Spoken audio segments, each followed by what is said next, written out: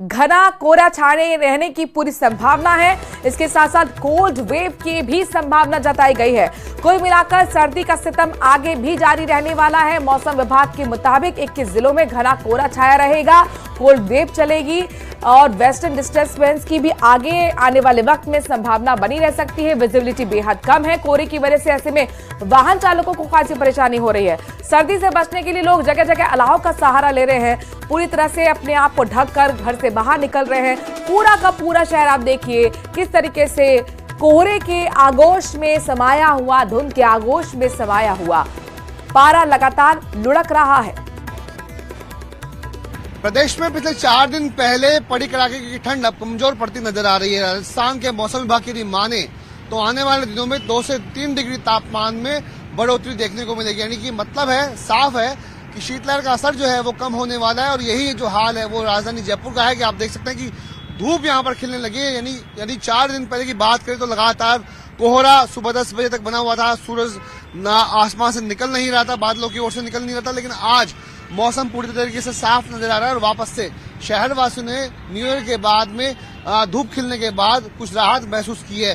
हालांकि मौसम विभाग ने प्रदेश के 21 जिलों में घने कोहरे का अलर्ट आज भी जारी किया है। लेकिन ये कहा गया है कि कल से तापमान में 2 से 3 डिग्री की बढ़ोतरी होगी और घने कोहरे में भी कमी आएगी, जिसकी वजह से प्रदेशवासियों को कड़ाके की ठंड की वजह से निजात मिल पाएगी। कैमरा पर्सन अविनाश के साथ विष्णु शर्मा, न्यूज 18 राजस्थान, जयपुर।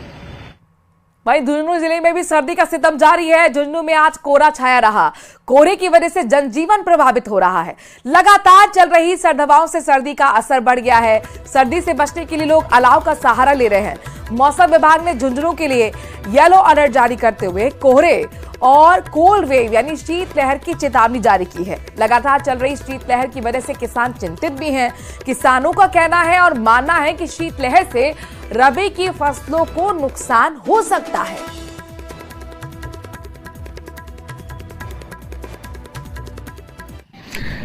सर्दी ज्यादा हो गई है, अपनी रोजमर्रा के दिन है, दिनचर्या अपनी बाधित हो रही है। सर्दी के कारण ये कोहरा है, कल परसों से ज़्यादा बढ़ती जा रही है दिन दिन सर्दी। सुबह काम पे निकलना होता है, काम पे लेट हो जाती है। वैसे काफ़ी बाधा आ रही है सर्दी के कारण, दिन प्रतिदिन सर्दी बढ़ती जा रही है, बर्फ़ जैसा माहौल हो रहा है। प्रतापगढ़ में कोहरे और शीतलहर के प्रभाव से आम जनजीवन पूरी तरह से प्रभावित हो गया है। तापमान में गिरावट के बाद लोग घरों में दुबकने को मजबूर हैं। ग्रामीण इलाकों में भी खेतों में ओस जमी होने वजह से किसानों को परेशानी हो रही है। वहीं प्रतापगढ़ पिछले 4 दिनों से यहां कोहरे की चपेट में है। कोहरे के कारण विजिबिलिटी कम है और ऐसे में वाहनों की रफ्तार पर भी असर पड़ रहा है।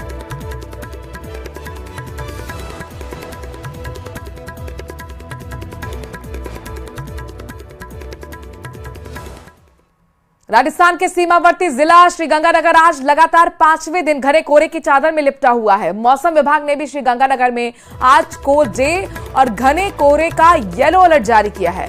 हालांकि ग्रामीण क्षेत्रों में यह कोहरा काफी घना है, जिससे वाहन चालकों को खासी परेशानी हो रही है। भारत पाक अंतर्राष्ट्रीय सीमा पर स्थित राजस्थान का सरहदी जिला श्रीगंगानगर आज लगातार 5वें दिन घने कोहरे की चपेट में है। अभी समय हम श्री गंगानगर के रविंद्र पथ पर मौजूद हैं और आज भी पिछले 5 दिनों की तरह समूचा श्री गंगानगर जिला मुख्यालय सहित ग्रामीण क्षेत्र घने कोहरे की चादर में लिपटा हुआ है। मैं आपको यहाँ की तस्वीरें दिखाऊं तो आप ये देखिए, इस समय श्री गंगानगर का ये रविंद्र पथ का नज़ारा आप देख पा रहे हैं। इस समय काफ़ी तेज घना कोहरा है और घने कोहरे की वजह से जो विजिबिलिटी है वो अच्छी खासी प्रभावित होती हुई दिखाई दे रही है। विजिबिलिटी घटने का सबसे ज़्यादा जो असर पड़ता है वो पड़ता है वाहन चालकों पर और यही वजह है कि इस समय घने कोहरे की वजह से घटी दृश्यता के कारण वाहनों की रफ्तारें मानो थम सी गई है। मौसम विभाग के द्वारा श्री गंगानगर में घने कोहरे का येलो अलर्ट जारी किया गया था, जिसका अच्छा खासा असर इस समय श्री गंगानगर जिला मुख्यालय पर देखा जा रहा है। यदि हम जिला मुख्यालय से थोड़ा बाहर ग्रामीण क्षेत्रों की तरफ बढ़ेंगे तो ये कोहरा और ज़्यादा डेंस हो जाता है, यानी कि ग्रामीण क्षेत्रों में जो विजिबिलिटी है वो पूरी तरह से प्रभावित हो चुकी है, जिससे वाहन चालक अच्छे खासे परेशान होते हुए दिखाई दे रहे हैं। ये श्री गंगानगर जिला मुख्यालय के गोल बाजार चौक का आप नज़ारा देख रहे हैं। चारों तरफ जो इस समय जो श्रीगंगानगर जिला मुख्यालय है वो घने कोहरे की आगोश में डूबा हुआ है। मौसम विभाग की जो संभावना थी वो लगभग सही साबित होती हुई दिखाई दे रही है। लेकिन इस घने कोहरे के बीच में जो आमजन का रूटीन है वो रूटीन पूरी तरह से गड़बड़ा गया है और आम लोगों का जो रोजमर्रा का काम है वो काफी ज्यादा प्रभावित हो रहा है। आप ये बताएं साहब, कैसा है इस समय कोहरा? सर बहुत ज्यादा हो पड़ा है, हाथ बिल्कुल जाम हुए पड़े हैं, बिल्कुल ऑटो तक नहीं चला पा रहा हूँ मैं, कुछ रास्ते में दिख भी नहीं रहा है। कितनी दूर तक देख पा रहे हैं? मैं कह रहा हूँ रिको के बिल्कुल पार तक सभी जगह कोहरा ही कोहरा हुआ पड़ा है। अच्छा, विजिबिलिटी कितनी है? 5 फीट 10 फीट कितना देख पा रहे हैं? मैं बिल्कुल ही नहीं देख पा रहे हैं। फिर आप गाड़ी कैसे चला रहे हैं? बहुत स्लो चला रहा हूँ, 10 या 20 की स्पीड में आराम से या 30 की स्पीड तक चला रहा हूँ। अच्छा, हेडलाइट और फॉगलाइट ऑन कर रखी है आपने? हाँ जी, बिल्कुल। देखिए बिल्कुल जरूरी भी है, इन्होंने सर्दी से बचने का पूरा इंतजाम किया हुआ है। साथ ही साथ चूंकि इस समय विजिबिलिटी बहुत ज्यादा प्रभावित हो रही है तो गाड़ी की फॉगलाइट और हेडलाइट्स को भी इन्होंने ऑन करके रखा हुआ है ताकि दृश्यता घटने की वजह से जो परेशानी है या दुर्घटना होने की जो संभावना है उसको टाला जा सके। इस बीच न्यूज 18 भी अपने सभी दर्शकों से अपील करता है कि इस घने कोहरे के बीच में खासतौर से यदि आप गाड़ी ड्राइव कर रहे हैं तो उसका विशेष ध्यान रखें, गाड़ी की रफ्तार को कम करके रखें, साथ ही साथ गाड़ी के हेडलाइट और फॉगलाइट आवश्यक रूप से ऑन करके रखें। साथ ही साथ किसान भाइयों से भी अपील करता है, चूंकि इन दिनों श्री गंगानगर में दिन का तापमान 12 डिग्री सेल्सियस और रात का तापमान लगभग 5 डिग्री सेल्सियस से नीचे दर्ज किया जा रहा है, तो किसानों को अपनी फसलों में पाला से जो बचाव है उसके पुख्ता इंतजाम करके रखे जाने चाहिए। साथ ही साथ आमजन भी इस हाड़ कपाने वाली ठंड में पूरा इंतजाम करके ही घर से बाहर निकलें ताकि हम कोल्ड फ्रॉस्ट जैसी समस्याओं से बच सकें। अशोक शर्मा, न्यूज 18 श्री गंगानगर। और अब बात राजनीतिक खबरों की, इसमें सबसे पहले बात बीजेपी की करते हैं। मंगलवार को जयपुर एयरपोर्ट पर बीजेपी के प्रदेश प्रभारी राधा मोहन दास ने मंत्रिमंडल और संगठन में बदलाव को स्वाभाविक प्रक्रिया बताया, जिस पर कांग्रेस हमलावर हो गई है। ये खास रिपोर्ट देखिए। भारतीय जनता पार्टी में इस वक्त आपसी खींचतान और गुटबाजी चरम पर है, जो बताती है कि आज भारतीय जनता पार्टी के प्रदेश प्रभारी बयान दे रहे हैं वो इसका एक उदाहरण मात्र है। सूबे की सरकार पर कांग्रेस का हमला नया नहीं है, लेकिन 31 दिसंबर के बाद इस हमले को अलग नजरिए से देखा जा रहा है, तो इसके बड़े गहरे मायने हैं। 31 दिसंबर को मंत्रिमंडल विस्तार और संगठन में फेरबदल को लेकर पार्टी के प्रदेश प्रभारी राधा मोहन दास अग्रवाल ने जो संकेत दिए थे उसे एक बार फिर से सुन लीजिए। प्रक्रिया है, पुराने पेड़ सूखे पेड़ गिरेंगे, नए पत्ते उभरेंगे, जवान टीम बनेगी, नए कार्यकर्ता पदों पर होंगे, अनुभवी कार्यकर्ता इन दायित्वों पर होंगे, नए और पुराने का सम्मिलन होगा, मिलकर के एक मजबूत संगठन बनेगा। जयपुर एयरपोर्ट पर राजस्थान बीजेपी के प्रभारी राधा मोहन दास अग्रवाल ने जो कहा उसके मायने बिल्कुल साफ हैं। प्रदेश बीजेपी संगठन में बड़ा बदलाव होने जा रहा है। जनवरी के पहले सप्ताह तक मंडल और जिला अध्यक्षों के चुनाव होंगे। कार्यकर्ताओं की ताकत पर नीचे तक जाके बूथों का गठन भी कर लिया और अब हम और प्रथम सप्ताह में और मंडलों के चुनाव करवा देंगे। मंडल अध्यक्ष के चुनाव मौके पर मंडल पर ही होंगे। 3 दिन पहले ही नई दिल्ली में संगठन पर्व को लेकर बैठक हो चुकी है, जिसमें प्रदेश अध्यक्ष मदन राठौड़, मुख्य निर्वाचन अधिकारी नारायण लाल पंचारिया शामिल हुए। बैठक में स्पष्ट निर्देश दिए गए कि मंडल और जिला अध्यक्ष के चुनाव में नियमों का पूरा ध्यान रखा जाए। बहरहाल सूखे पेड़ गिरने के बयान पर कांग्रेस हमलावर हुई तो राधा मोहन दास को सफाई देनी पड़ गई। कहना पड़ा कि मीडिया ने उनके प्राकृतिक नियम का राजनीतिक विश्लेषण किया। ये प्रकृति का नियम है और आप इस प्रकृति के नियम को बड़ा मानते हैं, मुझे तो आश्चर्य होता है। मैं क्या आज से 50 साल पहले वही राधा मोहन था जो आज हूँ? तो इस प्राकृतिक नियम का आपने राजनीतिक विश्लेषण किया तो ये आपकी समस्या है, मेरी तो है नहीं। मैंने तो एक नियम बताया कि ये संगठन एक सतत चलने वाली थी। क्या मदन राठौर जी के पहले कोई प्रदेश अध्यक्ष नहीं था? मैं इनके सामने कह रहा हूँ कि आज से 5 साल बाद इनके सामने कोई दूसरा प्रदेश अध्यक्ष नहीं होगा। होगा, ये हमारे संगठन की स्थापित प्रक्रिया है। 5 साल 6 साल बाद हम अपने नए लोगों को काम करने का अवसर देते हैं। इसमें कौन सी खबर है मुझे नहीं मालूम। राधा मोहन दास अग्रवाल के बयान को भजनलाल सरकार में मंत्रिमंडल विस्तार की सुगबुगाहट के तौर पर देखा जा रहा है। वैसे बीजेपी के प्रदेश प्रभारी 31 दिसंबर को कह चुके हैं कि मंत्रिमंडल की एक सीमा होती है और सभी विधायक मंत्री नहीं बन सकते। नहीं, ऐसा नहीं है कि अनुभवी लोग मंत्रिमंडल में नहीं है, सारे अनुभवी लोग ही मंत्रिमंडल में हैं। मंत्रिमंडल की एक सीमा होती है ना, हम सारे विधायकों को तो मंत्री बना नहीं सकते। और भाजपा तो ऐसे कार्यकर्ताओं से भरी हुई है ना, सब अनुभवी हैं। राधा मोहन दास अग्रवाल भले ही ना कहें, लेकिन प्रदेश की सियासत की समझ रखने वाले मानते हैं कि कई मंत्रियों को मंत्रिमंडल से बाहर का रास्ता दिखाकर नए चेहरों को मौका दिया जा सकता है। भारतीय जनता पार्टी के प्रदेश प्रभारी राधा मोहन जी अग्रवाल ने कहा है कि पेड़ पे पुराने पत्ते हटेंगे, नए पत्ते आएंगे, हम युवाओं को मौका देंगे। ये अच्छी बात है कि क्या नाम से किसी भी संगठन के अंदर युवाओं को मौका मिलना चाहिए, लेकिन सवाल ये उठता है कि आखिर राजस्थान के अंदर ये मौका कब मिलेगा। अगर मंत्रिमंडल फेरबदल होता है तो इन विधायकों को मौका मिल सकता है। इन विधायकों की दावेदारी मजबूत है। जसवंत यादव, अरुण चौधरी, कालीचरण सर्राफ, बाबू सिंह राठौर, पब्बाराम बिश्नोई, गुरवीर सिंह बराड़, श्री चंद कृपलानी, पुष्पेंद्र सिंह बाली, अर्जुन लाल जीनगर, जोगेश्वर गर्ग, अजय सिंह किलक, राजेंद्र भांबू, राजेंद्र गुर्जर, अनीता भदेल को मौका मिल सकता है। नियम के अनुसार कुल विधानसभा सदस्यों के अधिकतम 15% सदस्यों को मंत्री बनाया जा सकता है। इस हिसाब से राजस्थान में 30 मंत्री बनाए जा सकते हैं। ऐसे में 6 और नेताओं को मंत्रिमंडल में स्थान दिया जा सकता है। न्यूज़ 18 राजस्थान के लिए जयपुर से सुधीर शर्मा की रिपोर्ट।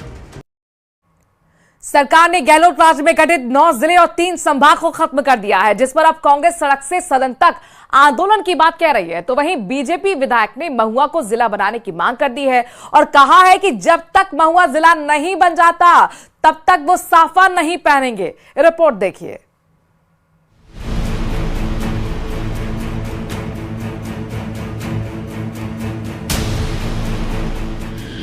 जिलों के कैंसिलेशन पर बढ़ा बवाल, टाइमिंग पर कांग्रेस का सवाल, दिग्गजों ने भरी हुंकार, झुकाकर रहेंगे सरकार। नए साल के आगाज के साथ ही जिलों के कैंसिलेशन पर बवाल और बढ़ने वाला है, क्योंकि कांग्रेस सड़क से लेकर सदन तक लड़ाई लड़ने का ऐलान कर रही है और सरकार को झुकने पर मजबूर करने का दम भर रही है। साथ ही जिलों के कैंसिलेशन की टाइमिंग पर भी सवाल खड़े कर रही है। 9 जिले जो निरस्त किए हैं, 3 संभाग किए हैं, कितने लोगों को तकलीफ होगी कोई कल्पना नहीं कर सकता। उस पर कोई चर्चा नहीं कर रहा है, क्योंकि जब लोग आते हैं दूर दूर से परिवेदना लेकर के, शिकायत लेकर के, शिकायतें कई तरह की होती है, वो कैसे बार बार आएंगे जाएंगे, कितनी तकलीफ होगी। तो ये खर्चे का अनुमान लगा रहे हैं, मैकेनिकल लगा रहे हैं, मैकेनिकल। एक्चुअल में ये वेलफेयर गवर्नमेंट्स होती है, डेमोक्रेसी के अंदर सरकार होती है और जन कल्याण के कार्य का कारण होती है। सरकार की तरफ से जिलों के खत्म करने के कई कारण गिनाए जा रहे हैं, जिस पर अशोक गहलोत ने तंज कसते हुए कहा कि नए जिले को लेकर खर्चों की बात करना अजीब तर्क दिया जा रहा है। पहले मेट्रो के समय भी कहा गया था ये घाटे का सौदा है। ये मेट्रो चली थी, सरकार बदल गई हमारी, तो कहा गया कि इसमें बर्बाद कर दे पैसा। जरूरत नहीं थी जयपुर को मेट्रो की और घाटे का सौदा है। तभी मैंने कहा था दुनिया भर के अंदर जो मेट्रो चलती है वो घाटे का सौदा ही होती है, और ये पब्लिक इंटरेस्ट में पब्लिक सर्विस चाहिए, जो सरकार की ड्यूटी होती है वो उनको पूरा करे देवे। उधर जिलों के कैंसिलेशन पर मचे बवाल के बीच सत्ताधारी दल के विधायक ने अपनी ही सरकार के सामने महुआ को जिला बनाने की मांग रख दी और कहा कि जब तक महुआ जिला नहीं बनेगा तब तक वो साफा नहीं पहनेंगे। कि महुआ तहसील जिला नहीं बन जाए तब तक मैं केवल माला पहनूंगा, पैसा नहीं पहनूंगा।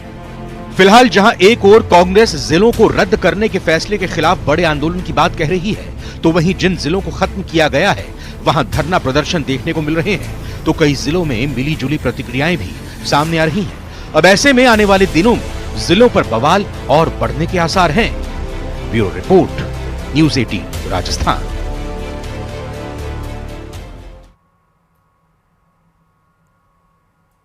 और इस वक्त बड़ी खबर दौसा से आ रही है, बिग ब्रेकिंग। टाइगर की नई लोकेशन पता लगी है। नई लोकेशन कररिया गांव में मिली है। वन विभाग की टीम में अब कररिया गांव में पहुंच चुकी है। आपको बता दें कि बांदीकुई क्षेत्र में विवाह के पास कररिया गांव है। लगातार ट्रैंकुलाइज के लिए ऑपरेशन चलाया जा रहा है। 3 एक्सपर्ट्स की टीम, चाहे वो जयपुर हो या फिर अलग अलग जगह से, सरिस्का से बुलाई गई है। और अब यहां कल से जो ऑपरेशन चल रहा था उसमें एक बार फिर धार देते हुए दोबारा नए सिरे से टैंकुराइज की कोशिश की जा रही है। खबर यह है कि टाइगर की नई अब लोकेशन है, यानी कि टाइगर ने अपनी जगह को बदल लिया है। नई लोकेशन है कररिया गांव। वन विभाग की टीम अब कररिया गांव पहुंची है। इससे पहले वो स्कूल में नजर आया था, इससे पहले वो खेत में नजर आया था, और अब बांदीकुई क्षेत्र में ये जो बिवाई के पास कररिया गांव है, यहां पर नया लोकेशन मूवमेंट पता लगा है बाघ का, जिसे पकड़ने के लिए लगातार कोशिशें चल रही है। ये बाघ 3 लोगों को जख्मी कर चुका है। एडवाइजरी जारी की गई है आसपास के गांव में कि घर से बाहर लोग ना निकले, खेतों में ना जाएं। आशीष हमारे संवाददाता इस खबर पर ज्यादा जानकारी के साथ जुड़ गए। आशीष, लगातार ये बाघ अपना मूवमेंट चेंज कर रहा है। कररिया गांव कितनी दूरी पर, जहां पर पहले स्कूल में ये दिखा था? बिल्कुल, कल जिस तरह इसकी लोकेशन महूखेड़ा गांव में थी, उसके बाद में दिन में निहालपुरा गांव में इसकी लोकेशन मिल रही थी, और अब जो लेटेस्ट लोकेशन इसकी आई है वो कररिया गांव में आई है। अब वो कररिया गांव में वन विभाग की टीमें मौके पर पहुंच गई हैं। जयपुर, रणथंभौर और सरिस्का 3 जगहों से यहाँ पर टीमें आई हुई हैं जो ट्रैंकुलाइज करने का प्रयास कर रही हैं। 3 टीमों के पास ट्रैंकुलाइज गन है, और उसके माध्यम से जो ये टाइगर है इसको बेहोश किया जाएगा और उसके बाद में इसको ट्रैंकुलाइज किया जाएगा। लेकिन अभी तक जो ये टाइगर है वो दहशत फैला रहा है, एक खेत से दूसरे खेत में फांदता हुआ नजर आ रहा है, जिसके कारण गांव वालों में काफी बहका माहौल है। अब वहां पर वन विभाग की टीमें और पुलिस की टीमें मौजूद है। गांव वालों से अपील की जा रही है कि वे टाइगर वाले एरिया में नहीं जाएं और घरों से बाहर भी नहीं निकले, ये प्रयास किया जा रहा है। इसके लिए मुनादी करवाई जा रही है। जो पुलिस की गाड़ियां हैं, जो बंद गाड़ियां हैं, उनके माध्यम से गांव में जाकर। आशीष, क्या अब ये जो टीम है रेस्क्यू ऑपरेशन को अंजाम देने वाली, क्या ये कररिया गांव पहुंच चुकी है जहां पर बाघ की लोकेशन अभी पता लगी है? और दूसरा सवाल, ये जो गांव है इसके बारे में जानकारी दीजिए, किस तरह क्या है, कितने क्षेत्र में फैला हुआ है, कितनी आबादी है इसकी? बिल्कुल, कररिया गांव जो बांदीकुई मंडावर रोड है, इसके बिल्कुल सटा हुआ ये गांव है, और बांदीकुई क्षेत्र में बिवाई के पास ये गांव है और काफी आबादी वाला गांव है। इसके आसपास भी काफी घनी आबादी वाले गांव हैं। ऐसे में करीब 1 दर्जन गांव हैं जो अब भय के साए में है, क्योंकि जो पूरी लोकेशन है वो 8 से 10 किलोमीटर के एरिया की है। जो नजर बनाए रखिएगा, करीब 10 किलोमीटर का ये क्षेत्र जहां पर पूरी तरह से भय का माहौल बना हुआ है। वजह है ये टाइगर, जिसका मूवमेंट लगातार बदल रहा है। जोधपुर से बड़ी खबर है, बिग ब्रेकिंग। एक बार फिर डिजिटल अरेस्ट का मामला सामने आया है। डिजिटल अरेस्ट का ठगी की गई है, मनी लॉन्ड्रिंग के नाम पर साइबर ठगी गई। 17,30,000 रुपए साइबर फ्रॉड ने ठगे हैं। घाटियों का बॉस के रहने वाले महावीर राज लोढ़ा से ठगी की गई। महामंदिर थाना पुलिस मामले की जांच में जुटी हुई है। एक बार फिर डिजिटल अरेस्ट का ठगी का मामला आपको भी सतर्क करता है, सावधान करता है। मनी लॉन्ड्रिंग के नाम पर साइबर ठगी को अंजाम दिया गया है। 17 लाख से ज्यादा रुपए के साइबर फ्रॉड ने ठग लिए। इस शख्स से चंद्रशेखर हमारे संवाददाता जुड़ गए हैं और जानते हैं चंद्रशेखर से ताजा अपडेट। चंद्रशेखर, ये बताइए कि अब तक इस साइबर ठग के बारे में क्या जानकारी मिल पाई है? पुलिस जांच में कहां तक पहुंची? देखिए, ये जो पूरा मामला है महामंदिर थाना क्षेत्र का है, जहां पर गांचोकाबास निवासी महावीर लोढ़ा, जिसके पास 24 तारीख को एक फोन आता है कि आपका नाम जो है मनी लॉन्ड्रिंग के मामले में सामने आया है और आपके खिलाफ अब कार्रवाई जो है मुंबई पुलिस करने वाली है। उसको डराया धमकाया जाता है, डिजिटल अरेस्ट किया जाता है। फिर उसको ये कहा जाता है कि इस मामले से बचने के लिए आपको 15 लाख रुपए जो है आरटीजीएस के माध्यम से आपको ट्रांसफर करने पड़ेंगे। जिसके बाद 25 दिसंबर को जो है महावीर लोढ़ा 15 लाख रुपए आरटीजीएस के माध्यम से महाराष्ट्र बैंक में किसी व्यक्ति के खाते में नाम में ट्रांसफर कर देते हैं। इसके बाद दूसरे दिन फिर उसे डराया धमकाया जाता है और कहा जाता है कि 2,30,000 रुपए आपके और बकाया निकल रहे हैं, जिस पर 28 तारीख को जो है वो 2,30,000 रुपए और जमा करवा देता है। इसके बाद जो है साइबर ठग जो है उससे संपर्क तोड़ देते हैं। इसने महामंदिर थाने में जो है इस मामले को लेकर पूरी एक एफआईआर दर्ज करवाई है और अपनी पीड़ा बताई है कि उसके साथ जो ठगी हो गई है। अब जो है पुलिस इस मामले में संभावित जो भी खाते हैं उनको खंगाल रही है। फिलहाल जो है जो ट्रांजैक्शन हुआ उसे होल्ड करवाने का पुलिस प्रयास कर रही है। इसके साथ ही जो साइबर ठग है, जिन नंबरों से कॉल आया है और जिन अकाउंट्स में पैसे गए, उनकी तलाश जो है पुलिस करने में जुटी है। शुक्रिया चंद्रशेखर, तमाम जानकारी हम तक पहुंचाने के लिए। इस तरह के मामले लगातार तेजी से बढ़ रहे हैं, इसलिए सभी लोगों को भी सावधान और सतर्क रहने की जरूरत है। धौलपुर डीएसपी बसेड़ी पुलिस ने हनी ट्रैप मामले का बड़ा खुलासा किया है। एक युवती समेत 5 आरोपियों की इसमें गिरफ्तारी हुई है। युवती ने इंस्टाग्राम पे रिक्वेस्ट भेजकर युवक को झांसे में फंसाया था। थाना प्रभारी ब्रजेश मीणा ने बताया कि 31 को परिवादी ने प्रकरण दर्ज कराया। इस दौरान कई बार वीडियो कॉल के माध्यम से बातचीत हुई। होटल से निकलने के बाद युवती ने अपने 4 साथी को बुला लिया। आरोपियों ने 4 लाख रुपए की डिमांड रखी और नहीं देने पर दुष्कर्म के मामले में फंसाने की धमकी तक दी। पीड़ित ने मामले में अपने भाई को इसमें इन्वॉल्व किया है, यानी कि उसको पूरी जानकारी दी है। भाई जब आरोपी के पास 2 लाख रुपए लेकर पहुंचा तब आरोपी ने पीड़ित को मुक्त कराया। और बूंदी से बड़ी खबर है, बिग ब्रेकिंग। नीम का खेड़ा गांव से, जहां पर महिला की करंट से मौत हो गई है। हाई टेंशन लाइन से टूटकर गिरने से घटना हुई। सदर थाना पुलिस ने प्रशासन ने मौके पर पहुंचकर मुआयना किया। गुस्साए परिजनों और ग्रामीणों से समझाइश की जा रही है। इससे पहले रामनगर कंजर बस्ती में यह घटना हुई थी, जिसमें एक महिला और 2 बच्चों की भी मौत हुई थी। और एक बार फिर इसी तरह का मामला, और इसीलिए ग्रामीण बेहद खौफजदा हैं, नाराज भी हैं, अपनी नाराजगी प्रशासन के सामने रख रहे हैं।